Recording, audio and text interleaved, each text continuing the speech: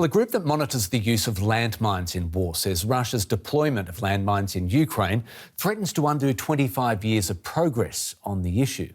The annual report from Landmine Monitor says 277 civilians have been killed or injured by mines and explosive remnants in Ukraine in the first part of this year. Can there be a more terrifying job at the moment than that of a Ukrainian mine-clearing technician? Working with technology that's barely moved forward for decades. I walk very slowly and carefully, looking in front of me, 1 meter to the left, 1 meter in front, 1 meter to the right. I look for something visual, and then I check with the metal detector for mines that could have been planted. Before it retreated from Kherson, the Russian military put down hundreds, maybe thousands of mines. Explosives that kill and maim directly and indirectly. Just outside Kherson, this child's family, newly liberated by the Ukraine army, was heading west. The driver of a car in front of us hit a landmine, and that car was thrown on us. The explosion, I don't know what happened, but my husband was thrown toward other mines. Luckily, he didn't blow up. He's in a difficult medical condition now. My daughter and older son were not hurt, but the middle one had to be resuscitated. He's better now. Eastern Ukraine has become one of the most mine-contaminated regions in the world. And with energy and power being targeted by Russia, minesweepers are often followed by engineers, rebuilding the power grid. Yesterday, our colleagues found and neutralized an anti-personnel mine that had a trap. Under the mine, there was a grenade. It was a booby trap that was placed on purpose at the entrance of the field where we work. One official estimates Ukraine has lost 25 to 30 minesweepers since the war began. And there are at least 200,000 square kilometers not checked and not demined. That doesn't include regions now occupied by Russia.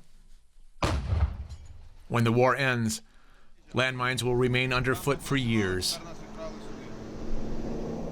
At this point, I'd like to introduce Marty Cunningham, who is the Ukraine Program Manager at the Halo Trust, a charity dedicated to the clearing of landmines. And important to point out, you worked in the field yourself. Ms. Cunningham, our report starts with a question about fear, and I'd like to pose it to you.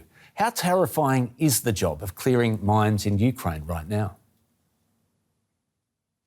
I mean, it's terrifying, maybe not the right word. It's undoubtedly there's risk, there's danger, but it's just a huge job ahead. And that's I think the main point I'd like to get across is that the scale of the work. And we've got teams, men and women, Ukrainian men and women out in the fields in tough conditions with the winter coming.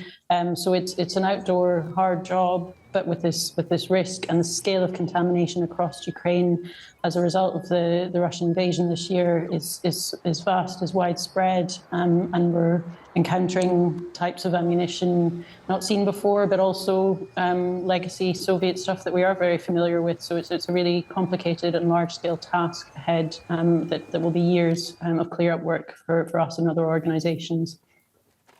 You touched on it. Your Ukrainian mission began before the Russian invasion, before the invasion started. Now you're working in a war zone. What additional dangers have you personally encountered?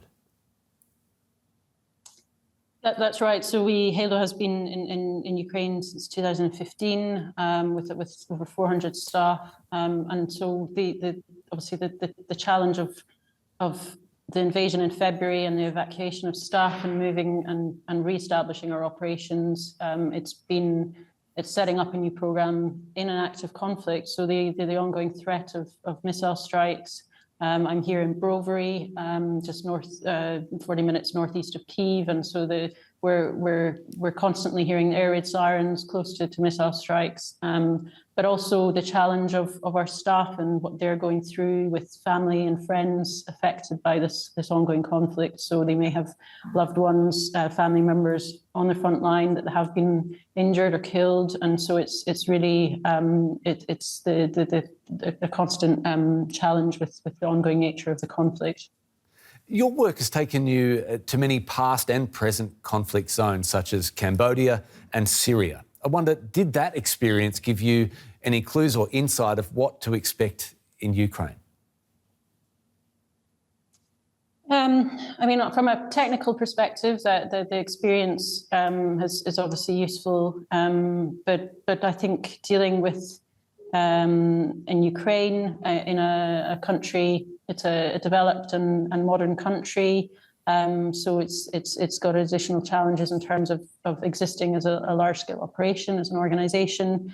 But undoubtedly, I think the challenge of operating in an active conflict zone. But I mean, different parallels from different contexts where Halo works, like Cambodia with tough geography and terrain and how we adapt and our work. And here in Ukraine, that's what we're facing. But it's each context where we work, it's different geographical terrain, and we have to technically adapt our work to be able to clear mines in a different environment. Briefly, if you could, before we go, if the war stopped today, how long would it take to clear Ukraine of landmines? It's a very difficult question. I mean, it's almost impossible to quantify. We're only scratching the surface at the moment with our survey teams out on the ground, and that's always a first stage in mine clearance. Is teams that go out to engage with communities and establish where explosive contamination is, and only with those teams can we start to build up a more accurate sense of the scale of the problem.